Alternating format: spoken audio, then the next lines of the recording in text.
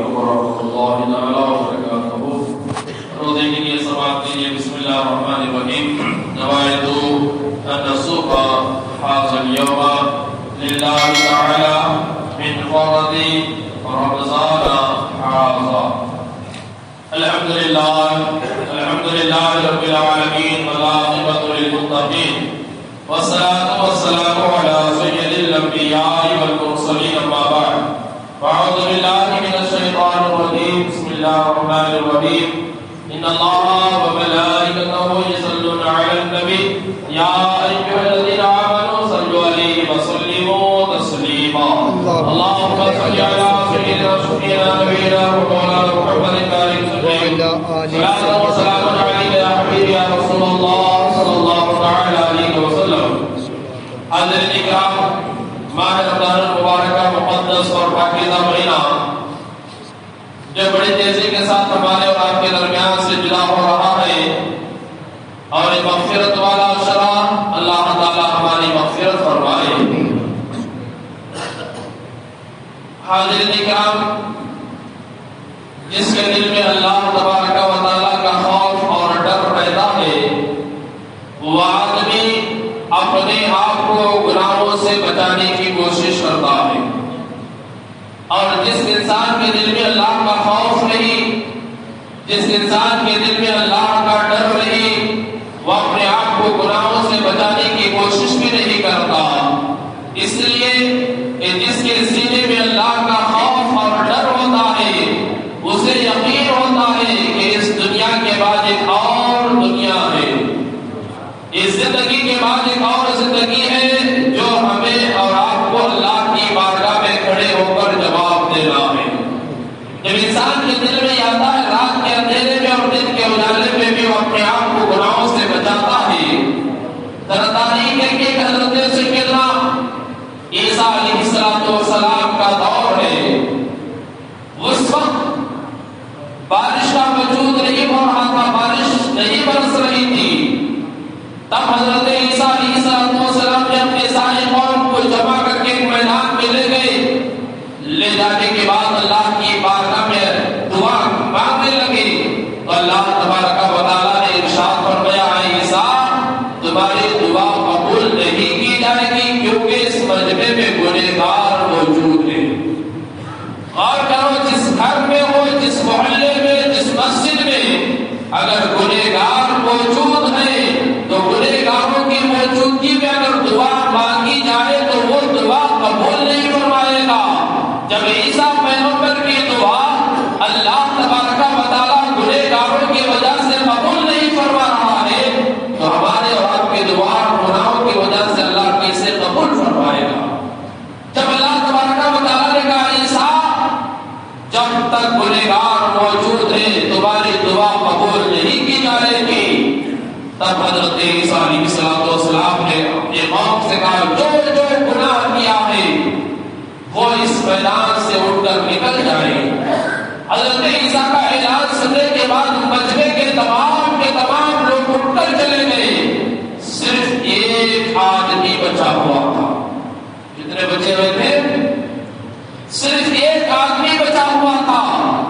حضرت عیسیٰ علیہ السلام نے اسے آدمی کو اپنے قریب بلانے کے بعد پوچھنے لگے، کیا تم نے کوئی گناہ نہیں کیا؟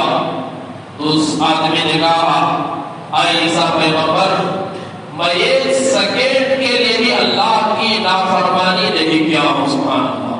کتنی؟ ایک سیکنڈ بھی میں اللہ کی نافرمانی نہیں کیا ہوں۔ تب حضرت عیسیٰ نے پوچھا کہ تمہاری سیدھی آنکھ کیوں نہیں ہے؟ اس وقت اس اللہ کے بندے نے جواب دیا، اے عیسیٰ پیغمبر، ایک مرتبہ میری اس آنکھ نے ایک اجنبی عورت پر پڑ گئی تھی۔ جب اجنبی عورت پر میری نظر پڑی، وہ گناہ اتنا شدید اور اتنا بڑا گناہ تھا کہ میں بہت شرمندہ ہوا اور میں اپنی انگلی سے میری آنکھ کو نکال کر پھینک دیا۔ اللہ پر غور کرو۔ پھر اس اللہ کے بندے نے کہا، عیسیٰ پیغمبر، اگر میری دوسری آنکھ بھی ایسا جرم کرتی، ایسا گناہ کرتی تو میں دوسری آنکھ بھی نکال کر کے پھینک دیتا۔ تب حضرت عیسیٰ علیہ السلام نے کہا اب تو دعا کر میں تیری دعا پر آمین کہوں گا. غور کرو ایک پیغمبر ایک اللہ کے نبی اپنے امتی سے کہہ رہے ہیں میں تو معصوم ہوں, نبی ہونے کی حیثیت سے معصوم ہوں, اور تو گناہ کرنے کی طاقت رکھنے کے باوجود بھی تو معصوم ہے. آج اور حضرت عیسیٰ اتنا روئے کہ ان کی آنکھوں سے پانی نکل کر کے ان کی داڑھی بھیگ گئی. جب اللہ کا بندہ اپنے دونوں ہاتھوں کو اٹھا کر اللہ کی بارگاہ میں عرض کرتا ہے اے اللہ تو جانتا ہے, اے اللہ ہمیں پیدا کرنے سے پہلے تو جانتا ہے کہ ہم کون سا عمل کرنے والے ہیں, پھر بھی تو نے ہمیں پیدا فرمایا. اے اللہ ہمارے رزق کا کفیل تو ہے, اے اللہ بارش کو نازل فرما. حضرت عیسیٰ بیان فرماتے ہیں ابھی وہ دعا سے فارغ نہیں ہوا تھا, اللہ تبارک و تعالی آسمان سے بارش کا نزول فرما دیا ہے. تو غور کرو, جب آدمی اپنے آپ کو گناہوں سے بچا کر, آدمی اپنے آپ کو خطاؤں سے بچا کر, آدمی اپنے آپ کو غلطیوں سے بچا کر جب اللہ کی بارگاہ میں مانگتا ہے تو اللہ تبارک و تعالی اس کے ہاتھ اٹھے ہوئے ہاتھ لوٹنے سے پہلے اللہ اسے ضرور بضرور عطا فرماتا ہے.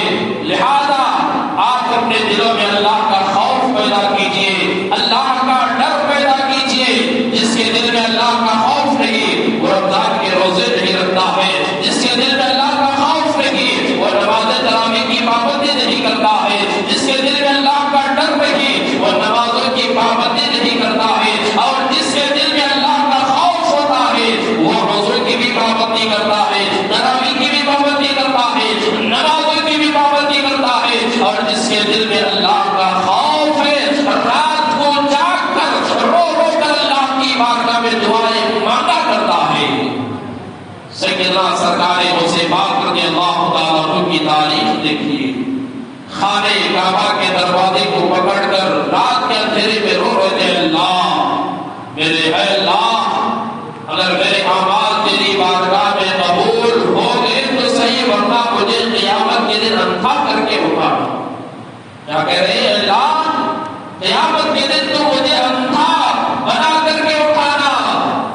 لوگوں نے پوچھا غوث اعظم آپ ایسی دعا کیوں کر رہے ہیں؟ غوث اعظم نے کہا کہ اگر میرے اعمال اللہ کی بارگاہ میں مقبول نہیں ہوئے تو مجھے نیک لوگوں کے سامنے شرمندہ ہونا پڑے گا. اور جب سردار اولیاء خطب الاولیاء سرکار غوث اعظم رضی اللہ تعالیٰ عنہ رات کو اٹھ کر اللہ کی بارگاہ میں فریاد کرتے تھے, اور سرکار غوث اعظم رضی اللہ تعالیٰ عنہ ایک پیر پر کھڑے ہو کر پوری رات یہ قرآن پاک کی تلاوت فرمایا کرتے تھے. تو حاضرین اکرام آپ قرآن پاک کی تلاوت فرمائیے, اپنے دلوں میں اللہ کا خوف اللہ کا ڈر پیدا فرمائیے, اور یہ یقین رکھیے اس دنیا کو چھوڑ کر ہمیں قبر کے اندر بہت دنوں تک سونا ہے, قبر سے نکل کر قیامت کے دن ہمیں پہنچنا ہے, اور قیامت کے دن اللہ کے سامنے ہمیں کھڑے ہونا ہے. اگر یہ ہمارے دل میں آ گیا, یہ یقین ہو گیا, تو ہم کبھی نمازوں کو نہیں چھوڑیں گے, کبھی روزوں کو نہیں چھوڑیں گے, کبھی تراویح کو نہیں چھوڑیں گے, کبھی نیک اعمال کو نہیں چھوڑیں گے. اگر یہ سب چھوڑ رہے ہیں تو صرف یہی ہے کہ دنیا کی محبت, دنیا کی رنگین, دنیا کی عیش و عشرت میں ہم اپنے